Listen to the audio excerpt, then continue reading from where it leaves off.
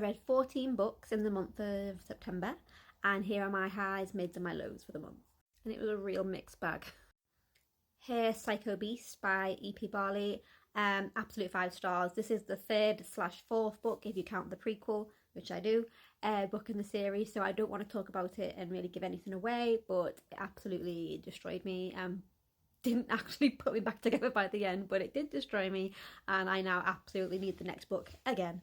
So if you like, you know, shifters, reverse harem, rejected mates, absolutely go read this. If you're a fan of like the Jasmine Mars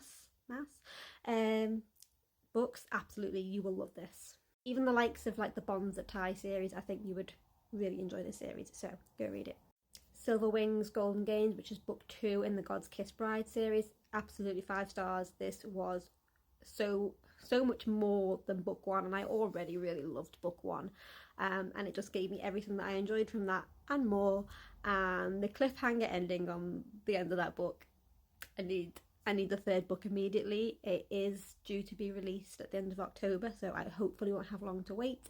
I absolutely, if you like, you know, fantasy romance, sort of medieval times, fae, gods, yeah, powers, you know, all the lovely stuff, do read this. Nightshade, which is book 1 of the duet. I do still need to finish book 2, but this book was so good. If you are obsessed with Jericho Barons from the Fever series, this is another Jericho that you will absolutely fall for. He is dark and absolutely just unrepenting. He knows he's dark, and he absolutely thrives in that. He does not apologise for it at all. So yeah, it's good. I originally thought this series was about vampires, and it's not. It's angels and demons and everything that comes in between. It has past lives, you know, so it's kind of got a second chance. It's good. It's good. Superbia, which is book 2 in this, whatever the series is called. This follows the sister of the FMC in the first book. This book is a proper enemies to lovers. I don't use that lightly, because I'm more of a fan of, you know, if they're just rivals, if they just dislike each other, I need some stabbing action to be going on to call them enemies. Someone needs to be aiming for someone else's life, or, you know, they hunt the kind of the others that they're going after. Anyway, it was amazing. The hate, sexual tension in this is just superb. Oh, the banter. Absolutely, you need to read this. Witches Get Stitches was some, you know, lovely, cozy, witchy and werewolf, kind of second chance, kind of friends to lovers romance. It was sweet, it was cute, and it was very enjoyable. Then House of Omega, I absolutely ate this up. So it's obviously an Omegaverse, but in this the FMC is a beta and there is a male Omega. They meet first. They form a really great bond. Their chemistry is off the charts, and then he is being propositioned by a pack, and he will only go if he can take his new girlfriend with him, and it's just adorable. There's kind of a little bit of a rejection theme in this as well, and just some, obviously, just general drama. But yes, it was fun. I absolutely recommend it. I love the series. I'm going to read more. Thrum. I don't know how one would describe Thrum other than it's sci-fi thriller, horror-ish. I wouldn't class it as a romance, but there is a romantic plot in there. I would not say that it's romance. You could say that there is a dash of, not spice, but I would say steam, in my opinion. It's very short. It will have you going, what am I reading? What is happening right now? And the end will blow your mind. So I do recommend it. It was very, very interesting. Some Girls Bite was the first book in a new urban fantasy that I am trying out. It was really fun. If you enjoy likes of the Angels Guild, Nalini Singh, if you liked, you know, a little bit of Anita Blake vibes, obviously this is vampires. There are other, you know, soups in the world, but this follows the story of a human who is turned into a vampire against her will. And she's now having to navigate the politics of all the different vampire factions, and there's like a murder mystery going on that she's been pulled into because she was a potential victim. And yes, So I really enjoyed it. I do want to read the next in the series to see where it goes. There are 2 potential love interests here, so I don't know if we're going to have a triangle. I don't love a triangle, but it is what it is. Gothic Corner was a fun vibe. It absolutely got me in the mood for some more spooky gothic vibe romances, and I enjoyed it for what it was. Was it amazing? No. But did I have a really good time when I read it? Yes. It has some lovely student-teacher forbidden romance. I felt like the stakes were very low though, because it kind of felt like if they got caught, there wouldn't really have been any consequences for either of them. There is some sort of, dealings with mental health in here as well. So yeah, just watch out for that if you are sensitive.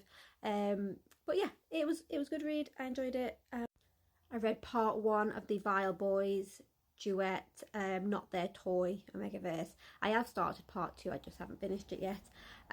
It is fun. It is filled with drama. It is a bully romance. Why choose Omegaverse? The FMC has some disabilities as well. Well, I say disabilities, she has some illnesses, so she has severe migraines, and she has a hearing aid as well. So I don't enjoy that when she's being bullied. That upsets me a little bit. But yeah, I suppose that's part of the story and part of why it's tense to read. But yes, I enjoyed it. It's spicy. There was some pet play in this that I was not expecting, so there's that. But yeah, I liked it. I will read more from AJ Malin. I read Fear Me by Lilith Vincent. I kind of know what to expect from Lilith at this point. I know what she writes. She writes these crazy, taboo, forbidden men, and they are just insane. And I know there's going to be loads of crazy, spicy times. So I knew that going in, and I got what I was expecting, and I had a good time. It was fine. I wasn't sure that I was going to like it in the beginning, because I don't love where we have to jump back in time. So at the start of the book, they've already met, and we're following that, and then we jump back to how they met. I don't always love that, but it was fine. After that, I settled in. I read The Bone Witch by Ivy Asher because there's a special edition coming out of this soon, and I wanted to know if I needed to have this set or not. I'm a huge Ivy Asher fan. I have loved a lot of her books. This one was not for me. I didn't love it. I had issues with it. I didn't like that the MMC was sort of magically assaulting the FMC more than once. That was not fun to read. He wasn't particularly charming either. I didn't get the attraction. And I also don't love the fact that the witches in this series, only one witch of every family has any power, and everyone else are just normies. So I don't know, it didn't seem that exciting. I'm not going to continue with the series, and I probably won't get the special edition set. But will I read many other of Ivy Asher's books? Yes, absolutely I will. I just struggle with witches in general, so they have to be really excellent for me to like them, and it wasn't for me. Still gave it a 3. Rounded it to a 3. Katie Robert Dragon Bride, or The Dragon's Bride. This was fine. It was, some dragon spicy times. Arranged marriage situation. It was absolutely fine for what it was. It just wasn't any more than that, and I don't know what I was expecting. I will continue with the rest of the series. Yeah, it just wasn't my favourite. And the final one is something that's very out of character for me, because I don't love DNFing a book. And I didn't really have any justified reasons to DNF it, so it was Hellgate. It is a reverse harem. It has got demons. It's it's kind of spooky, gothic-y vibes. I was enjoying it up to a certain point, and I got 63% into this book. I was enjoying it up to a certain point, and then I realised that I'd accidentally skipped ahead in the book, and then I had to try and find my way back, and then I just realised that I did not care about the ending or the characters or what was going to happen at the end of the book, and I just figured, why am I going to struggle through this last bit of the book just to not care? So I just DNF'd it. So it's kind of a soft DNF. I didn't dislike it. That's everything.